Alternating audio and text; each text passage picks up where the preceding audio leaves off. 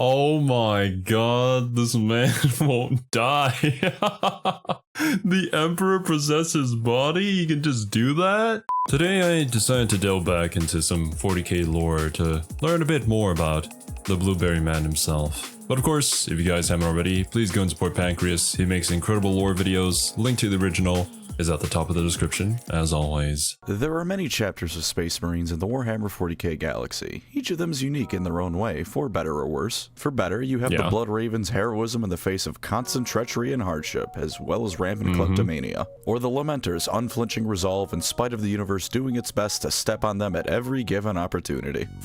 Dude, I should check out a video on the Lamenters. I heard mention of them in the Caiaphas Cain video that Pancreas did, and everybody in the comment section was like, oh, you sweet summer child. Because I was like, what happened to the Lamenters? The answer was everything. Better question to ask is what didn't happen to the Lamenters?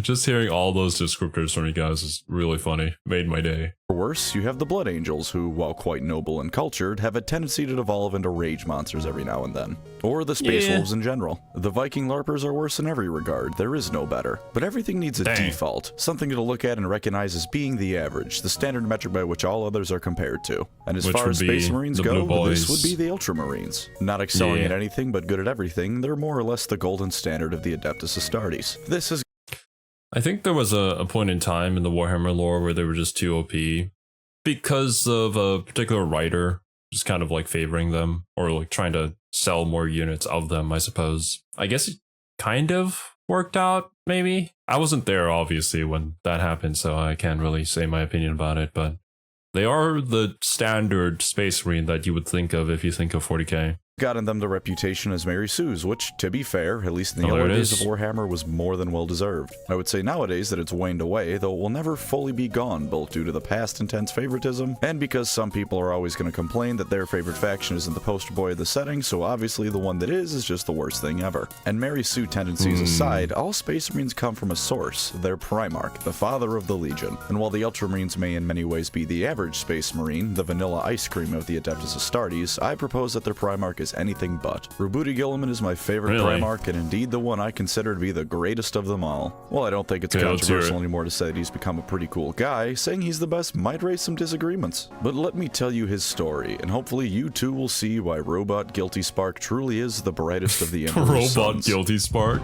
With the Emperor's foremost son as Lord Commander of the Imperium, a new hope stirred.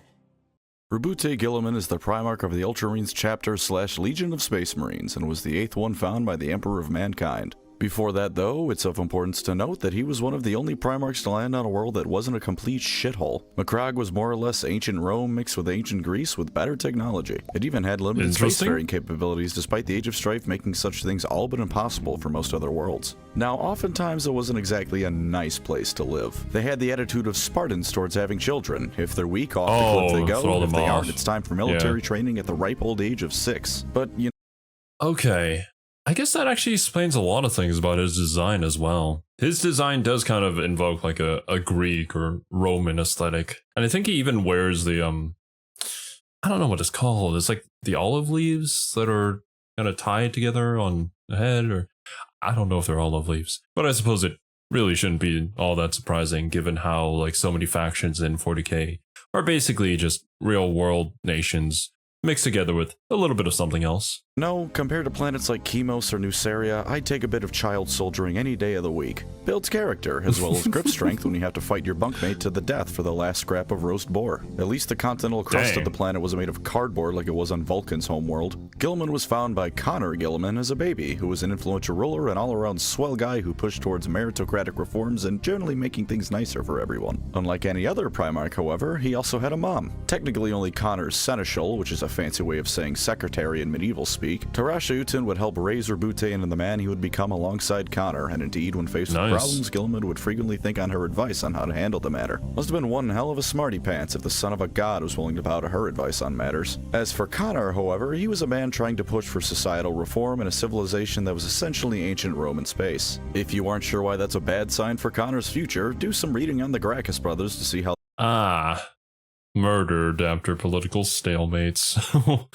Well, The ancient Romans viewed societal reform. And sure enough, while wonder Roboute where was this away is- on yep. campaign against a people known as the Illyrians, because sometimes Games Workshop doesn't even try to hide their historical inspirations, Connor was slain by a treacherous ally who was There it sick of all is. this talk of equality, fair governance, and not holding the position of emperor up for the highest bidder. Guilliman lived at least, so that's something. As for Roboute, Oh, okay. This also ties into how Guilliman has handled, the Space Marine and dividing everybody into chapters and the Codex. Learning a lot of things from this father and mother figure, I'm sure. he had originally planned to murder his father's killer stone dead and had the chance to do so, but there's a few things you gotta know about the man. But he One, decided during his not to, campaign against the right? Illyrians, Guilliman came to realize that many of them were willing to surrender, and therefore he came to accept that diplomacy was just as valid a tactic as the Doom Guy school of negotiating. Two, Guilliman had always been intelligent. He was given command over the Illyrian campaign at the age of 12, after all, and with his massive brain power, he realized that if he killed Galen, brain. his father's murderer, he would set a precedent for the future, and so he deferred to the Senate for Galen's fate. This shows that Guilliman not only is able to keep control of himself in most situations, most importantly, he's able to look towards the future when he decides upon a course of action. I couldn't imagine myself in that situation. Would I be able to forgive the person that murdered my parents? Well, in this instance, father. That's difficult to say, and I feel like it's a lot more nuanced rather than like forgive and they'll learn. Because sometimes there are just horrible people out there in the world.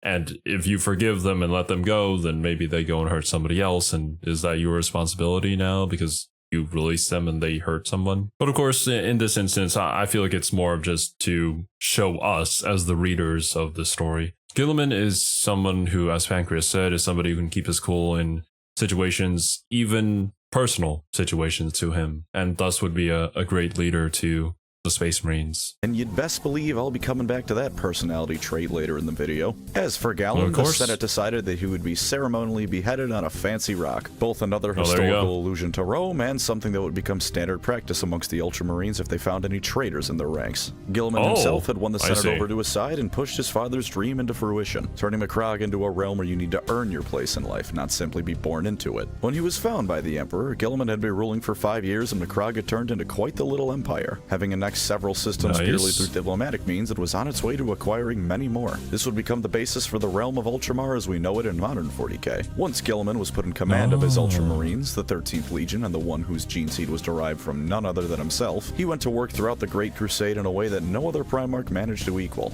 Using his brilliant mind and perhaps most importantly, his willingness to actually talk to people, he achieved the highest number of compliant Right. worlds among all the Primarchs. Though to be fair, some other Primarchs had more military victories than he did. For all you fans of Primarchs like Leman Russ or Angron, take note. You get a lot more shit done when your first contact protocol is saying hello. And yeah, this aspect of him also makes him kind of fit to be the leader here because, well, he's a bit different from everybody else since he says hello before he starts shooting, which I feel like isn't really a thing to be expected from Space Marines. Space Marines are kind of the thing that you shoot off whenever there's a massive problem, and they'll get it done regardless of whatever happens, even if that said thing that they're going to stop would actually benefit the entire universe as a whole. As I've heard from a particular example when I believe the Eldari were trying to summon a god that would actually fight against Slanesh and probably win, I think. Space Marines were like, yeah, no Xenos, no.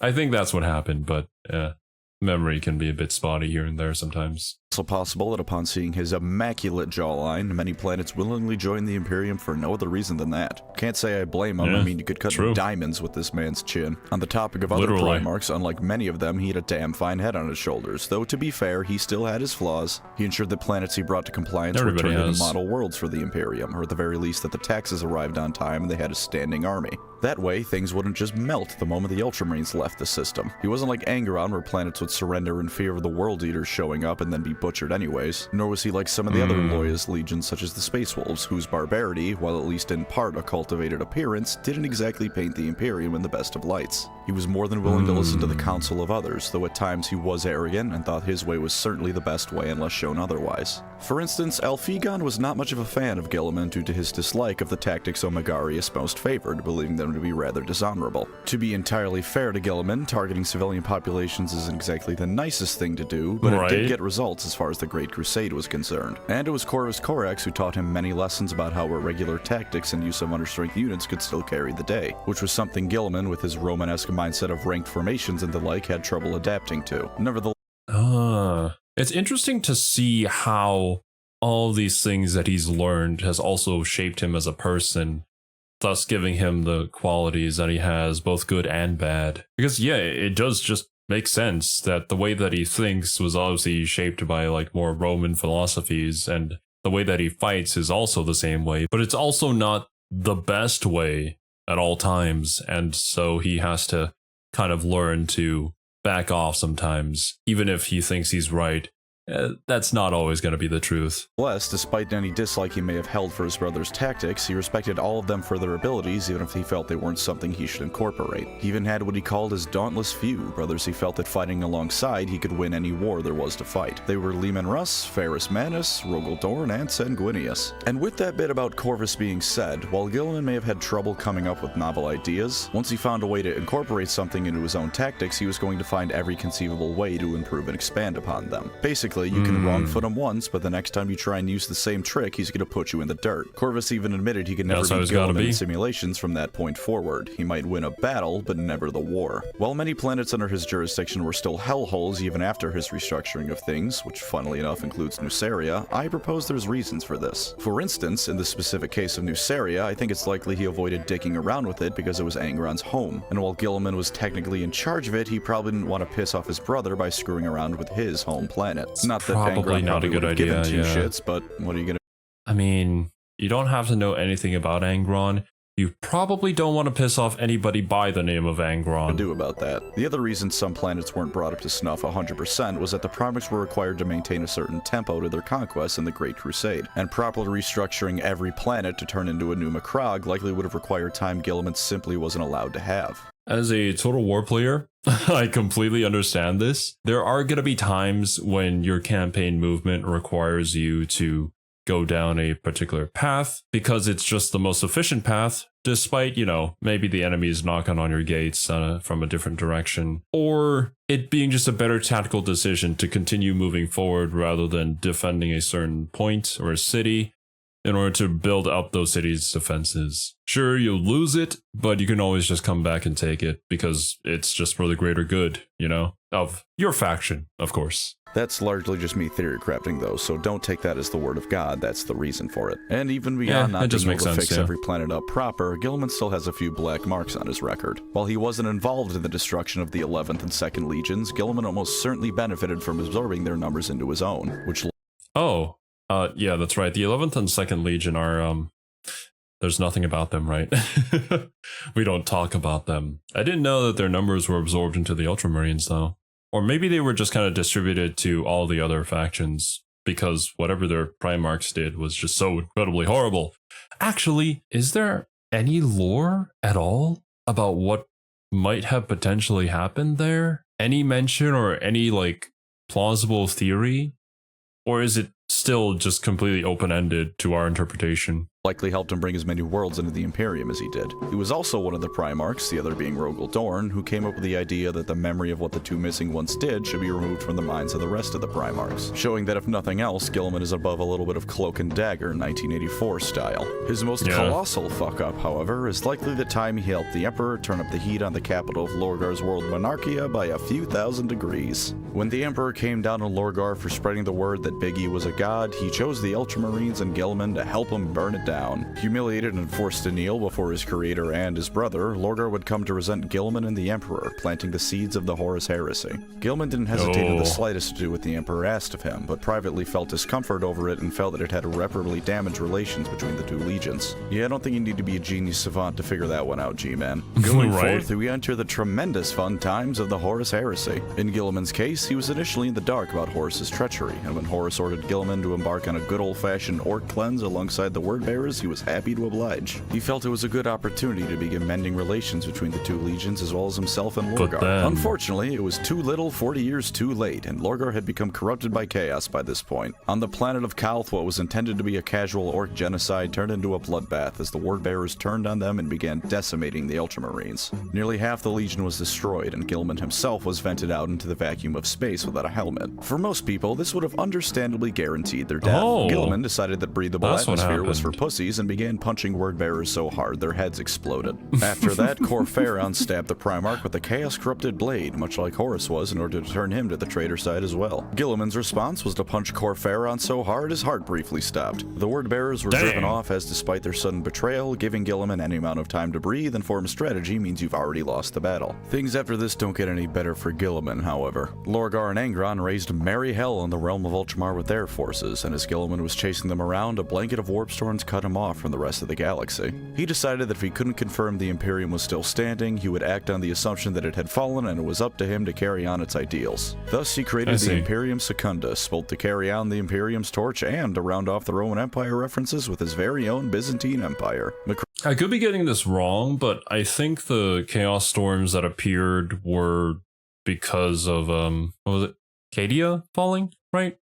There was on the 40k map, there's like this huge rift. I forget exactly what it's called, but it separates like two different parts, and there are some Primarchs on different sides of that rift. So yeah, I'm assuming that that's what Pancreas was referring to here, and that's why Guilliman got cut off, and he had to kind of assume that everybody was dead on the other side. Prague is even the perfect little Constantinople. Of course, what happens here could be a video all on its own, but I'm trying to keep the focus on Guilliman. So to sum it up, he fought Angron and Lorgar while the former was being turned into a demon by the latter. Conrad Kurz ran wild across Macragge for a while and even reached his adopted mother, who was completely unfazed by his bullshit. The Lion and Sanguinius showed up, they all argued a bit about what to do from this point going forward, and then when Guilliman realized that the Imperium was in fact still a thing and Terra was under siege, he dropped the entire Byzantium business and helped the Blood Angels so they could reach Terra. While he never participated in the siege himself, he would do his best to head there with utmost speed. Indeed, the Ultramarines and Dark Angels gunning it for Terra to relieve it was part of the reason the siege played out the way it did. After Big E was killed and Horus killed even harder, Guilliman would help things going forward in the Imperium.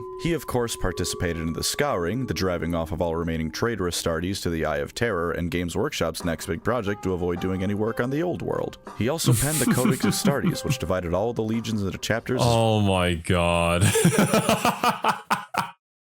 Pancreas mentioning the Codex Astartes and then showing this guy? Leandros or whatever your name is? Oh, cringe. Pancreas knew what he was doing.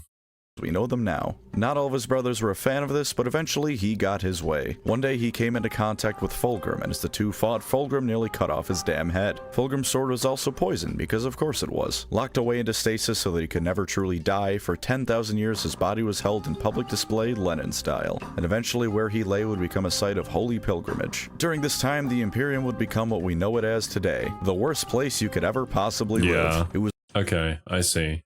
All this happened during the 30k era with the Horus Heresy and stuff. Interesting. So it was Fulgrim that took out Guilliman and put him in basically cryosleep for 10,000 years. There's rumor that even in stasis as he was slowly but surely healing from his grievous wounds. But even with this, there he lay for millennia, comatose and doing nothing as the Imperium fell apart around him. And then 10,000 years later, Belisarius Cawl and the Eldar fashioned him a fancy new suit of armor. Yvrain kissed his boo-boo so they would be all better, and he woke up. As he awoke, he realized he had a problem in the form of a horde of Chaos Space Marines surrounding him, quaking in fear and about to do their damnedest to make sure he was killed properly this time. In one corner, we have hundreds of chaotically enhanced super soldiers, blessed by the gods themselves, some of whom have no doubt been fighting for over 10,000 years and may even remember when Guilliman was put in his coffin. In the other corner, we have someone who just woke up from the world's longest power nap, was probably a bit dazed and confused on account of sleeping off the world's most poisonous hangover, and didn't even have a damn weapon in his hand. Guilliman won, obviously. Like, let's be real here. Chaos Marines never stood a chance, because apparently when Guilliman was asleep, he did nothing but dream of One Punch Man for 10,000 years straight. Imagine that. He stood up, assessed the situation, and repeated his stunt on Calth by punching people to death until they eventually stopped showing up. This time he didn't have to contend with the lack of atmosphere, so you can be damn sure he was hitting even harder now that he could actually breathe. To once again speedrun his accomplishments, Fulgrim tried to tempt him into the service of chaos, which, come on man, stop trying to do that to Guilliman, really? It isn't gonna work. After it failed, Fulgrim said he'd never find satisfaction from anything ever again, which if anything just ensures he's immune to Slaaneshi corruption. Yet another common Fulgrim L. Nurgle tried to tempt him into staying on Ultramar by infecting the realm with a disease that could only be cured by— Actually, give me 1 second. Which Fulgrim? Ah, okay, that's right. Fulgrim was the Primarch of the Emperor's children, and now he's a serpentine demon prince of Slaanesh. Which makes that joke even hit even more because he's already fallen to Slaanesh by being admitted to Guilliman's presence, but Guilliman saw that in the grand scheme of things he could save more lives by getting out and doing stuff, so that didn't work either. He headed for Terra but was kidnapped by Cairo's Fateweaver, who bound him in chains made of Guilliman's repressed emotions. Don't think about that too much. What? Cairo's Fateweaver? In 40k?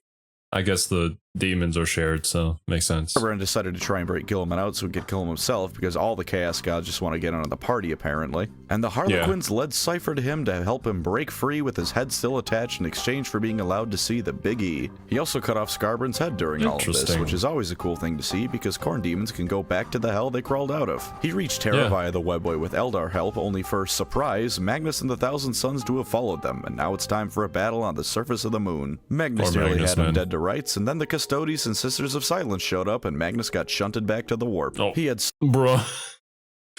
If the Custodes and Sisters of Silence show up, then you're just kind of done for, no matter who you are, to be honest. Cypher arrested once he saw the sword that was on his back, which turned out not to work at all, because it's Cypher. The man's more elusive than a politician being asked to give a straight answer. He talked to the Big E, started reading Lorgar's original holy book dedicated to him, and concluded that while Lorgar probably had a few things right, the Emperor is not a god worth worshipping. He immediately began restructuring the Imperium, as he rightly found it to be an incredible shithole. And when the High Lord staged a coup on Terra against him, which as an aside is astoundingly treacherous and moronic, Guilliman put his justice plan skills to the test and counter-couped them and killed everyone, really. That's how that story ends. With any traitors now dealt with, he launched the Indominus Crusade to keep the Imperium from fully shattering in the wake of the Great Rift. Something I'd really like to emphasize is how Guilliman managed to orchestrate something almost equal in scale to the Great Crusade all by himself in a shorter time span. Goes to show how far up his own ass the Emperor's head is, if you had any doubts about that. The Plague Wars happened, where Mortarion and Nurgle decided they'd quite like to take a chunk of Ultramar for themselves, and Guilliman once again found himself squaring off against a demon Primarch.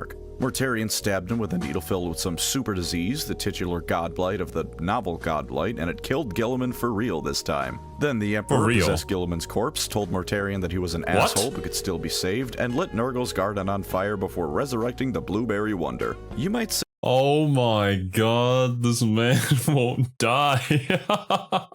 The Emperor possessed his body? He can just do that? Then why don't we have just somebody always be possessed by the Emperor? Or is it just a whenever the Emperor feels like it kind of thing? Say that's plot armor to the highest degree. To that, I say that every single demon of chaos, as well as at least a few traitor marines, have the ability to resurrect themselves as well. It's not plot armor, it's evening the score. This is just the first time the Emperor has ever decided to actually get off his psychic ass and do something other than act as the galaxy's biggest lighthouse.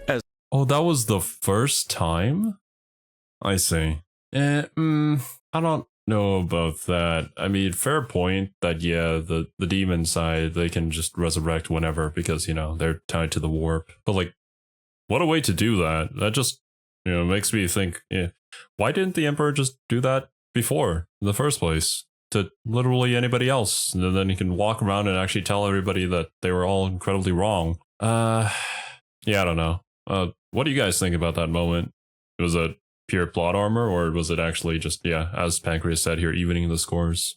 As for a few miscellaneous things about him in the 42nd millennium, as I said, he's been reading the Lectitio Divinitatus and coming around to the idea that the Ecclesiarchy and Lorgar may be onto something. Though as I also said, he certainly doesn't think the Emperor is a god worth worshipping given how big of an ass he is. He came to that conclusion after talking to the man, by the way. A space marine that was in his presence was so awed by him that he found he couldn't speak, and as peasants he decided to go down to the workshop and cut out his own tongue. He's been having a hell of a time keeping the Imperium together, and has been more than happy to do things previously unthinkable, such as work with the Eldar and even pay lip service to the Emperor's divinity. He is the more democratic one, the diplomacy guy. So them working with the Eldar just makes sense. As long as it benefits, the Imperium, then might as well. told an imperial priest that he considers the entire ecclesiarchy the lesser of many, many, many evils, but he's smart enough to know that it's one of the only things keeping the Imperium together. He's also apparently been developing a goddamn harem between Nervain and a rogue trader who calls him Robu. How cute. Oh my. Sleeping with him would probably be like trying to fit a semi-truck through a door frame, but you can't blame a girl for shooting her shot now, can you? Now oh man. Oh wow. Well, that's an image. Now, before we move on, I want to tell you why Roboute Guilliman is the best Primarch out of all of them. Do keep in mind that these are, of course, all my humble opinions, because when you say something is the best, it's always going to be subjective unless you're talking about something purely numbers-based. This next bit will probably be the most serious I've ever been in a video, because sometimes even I can find it in myself to have actual opinions on something without needing to punctuate it with a joke. Roboute Guilliman, for all his faults, all the times he could be cold and distant from others, actually cares about those under him. A quality that at any point in the Imperium is a rarity amongst the top leaders. While his strategic viewing of things means he's often detached from the Salamanders are a standout because of the fact that they kind of care about the citizens, whereas the other Space Marines just get the job done. But I suppose that's also a trait that the Ultramarine share as well. Those around him, he will never put men to their deaths unless he firmly believes that is the only course of action that will win the day. He cares for those under his command, superhuman warrior or not, and indeed to this day tries to imagine what his foster mother would do in a situation such was the value he could place on the word of mere mortals. He is at heart a good man, even if only by the standards of 40k, and while other Primarchs could also be said to be decent people, few of them put it into practice like Guilliman did.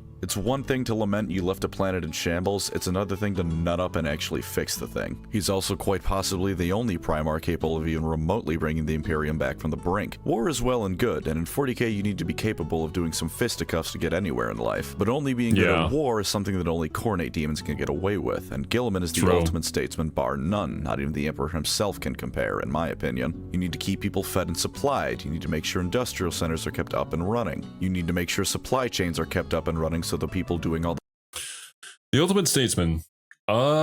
Between Guilliman and Karl Franz, I wonder who wins.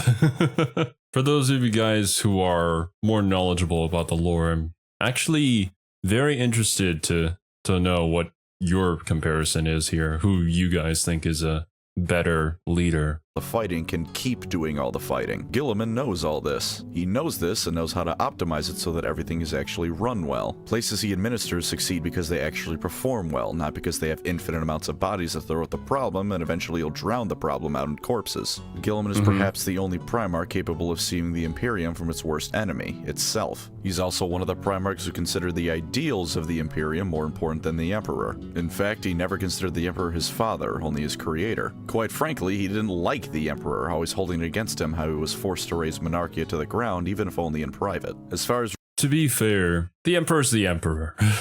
He's not exactly the father that really anybody needed. Which makes sense for the Emperor's character because he's seen basically everything that humankind has to offer.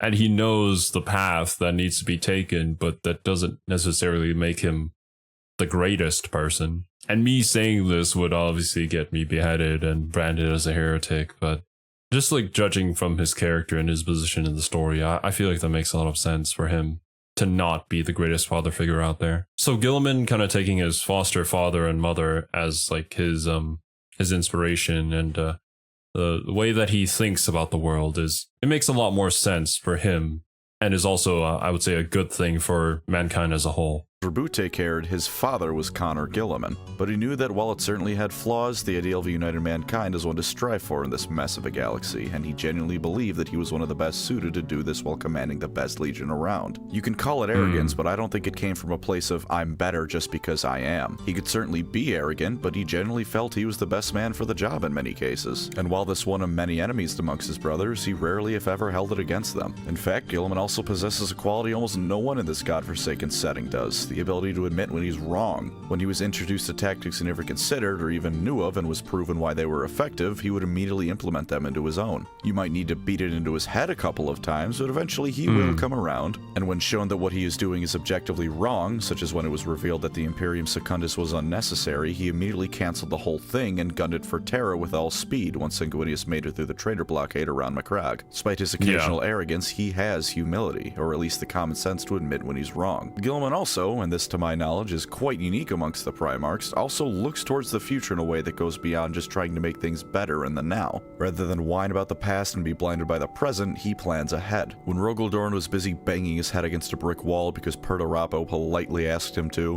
when Lehman Russ was busy drowning his sorrows in Space Marine grade alcohol, Guilliman acted knowing that just because the bad guys were gone didn't mean everything was good to go now. While Malcador is responsible for setting up much of the bureaucracy the Imperium has now, it was Guilliman who helped ensure it could run at peak efficiency. Oh, that's right. Malcador was Big E's right hand man. Yeah.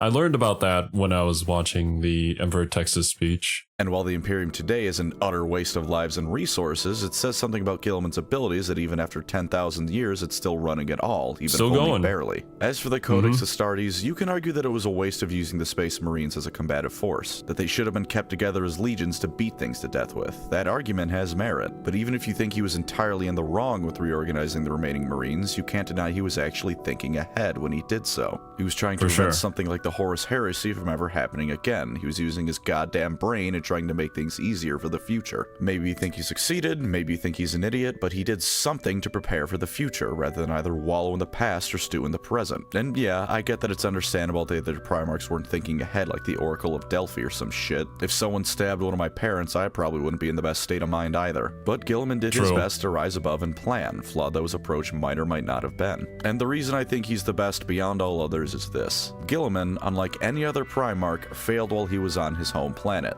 Or rather, he believes that he failed and had to come to terms with the fact that the world does not revolve around him, that he is not all-powerful, and that with few exceptional circumstances, he and he alone is responsible for his own actions. And I think this is very important, especially for your leading character in really any story, to have that moment of failure. I think a lot of writers can do this poorly, but here I think it was done quite well, and I mean, I completely understand why he is the way that he is because of that failure, you know? He's clearly grown from it, and he's become the kind of person that I would expect him to become given his, upbringing. Like I said, in my eyes, that makes him better than any other Primarch. He watched his father die in his arms, and he held himself accountable for not being able to save him. He had to come to terms with the fact that he was not good enough to prevent this tragedy, and grew as a person because of this. Most of the other Primarchs had no problem getting their way on their home planet, and this made it so that none of them had to come to realize what we all do. That shit can and will go wrong no matter how hard you try, and you just have to accept that in life. Even those that did fail found it easy to blame their failure on an outside source, the Emperor. Angron and Mortarion both resented the Emperor for coming in to save them at the last minute. They found him to be a convenient source to pin all their anger on, rather than look in at themselves. Guilliman never had this. He met the Emperor years after his father died. And in fact, I firmly believe that this makes Guilliman uniquely situated for being able to carry on the Imperium. Other Primarchs certainly had it worse than him. I mean, Conrad Kurz exited his capsule pod inside a pool of magma for God's sake. But Guilliman is perhaps the only one who early on had to come to terms with the fact that the universe can just shit on you. And thus I firmly believe that he's not only incorruptible, but will carry on fighting as long as he can without ever succumbing to despair. Before this logic tracks. I probably said this far too many times already in this video, but yeah, this backstory makes so much sense for the position that he's in within the Warhammer 40k lore. We end the video, how about a do or don't for using Guilliman? I gave Nagash one after all, and I guess technically Gotrek as well, even though it was like a minute long because he's Gotrek goddamn Gurnison.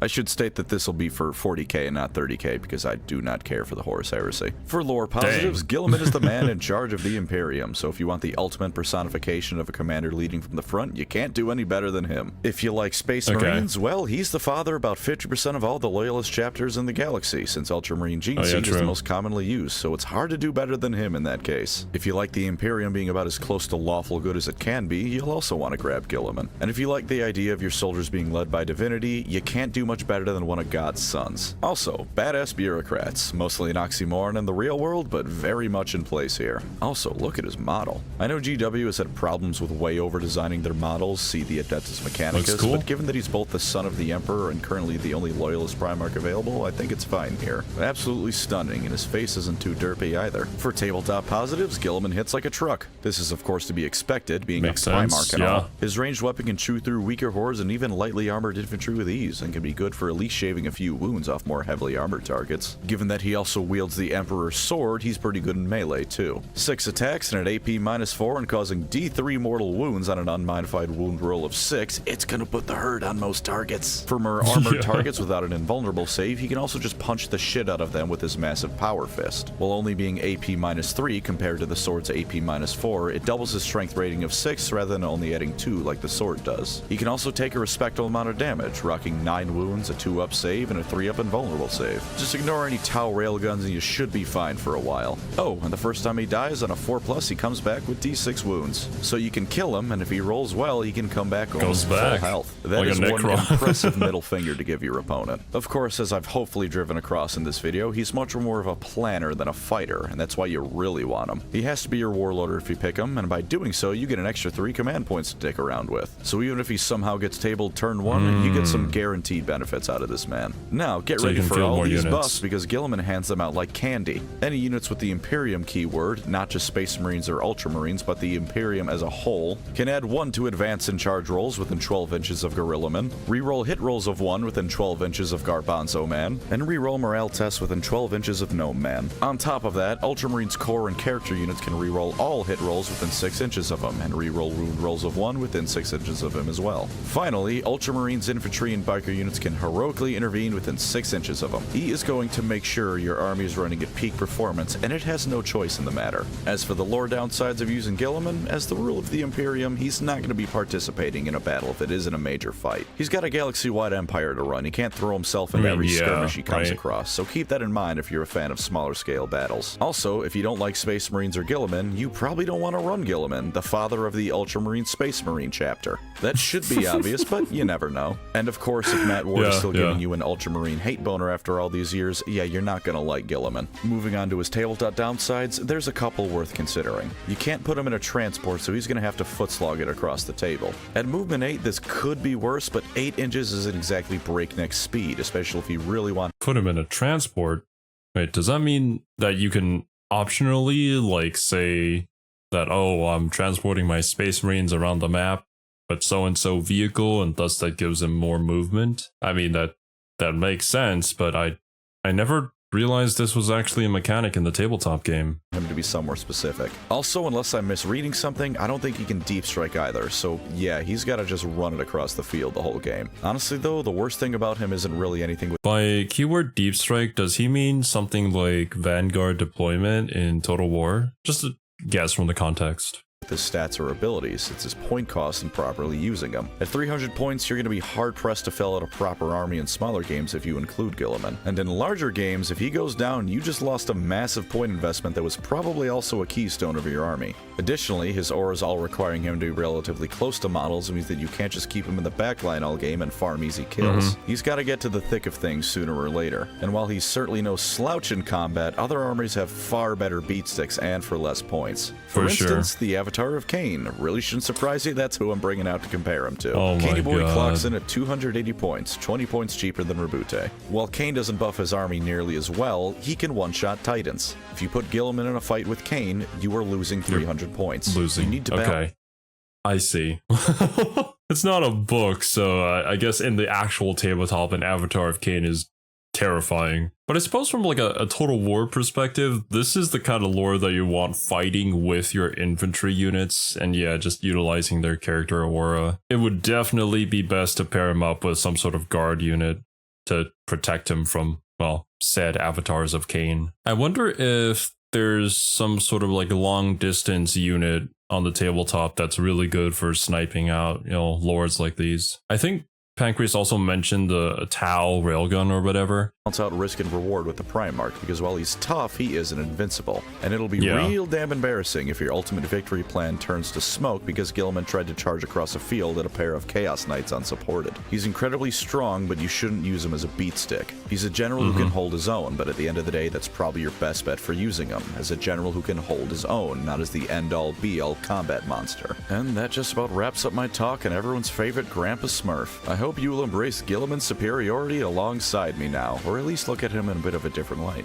Thank you, of course, to my channel members. You were the theoretical practical meme to my Roboute Guilliman. Theoretically, you think my content is worth something, and practically, you give me money to help me keep making content. If you'd like to support the channel, feel free to subscribe or become a member. Either way, thank you for watching and take care out there. Yeah, I know it's an overplayed meme. I don't care. Eldar waifus are now canon. Suck my nuts. Give me more space elf smut. I see Pancreas hasn't changed.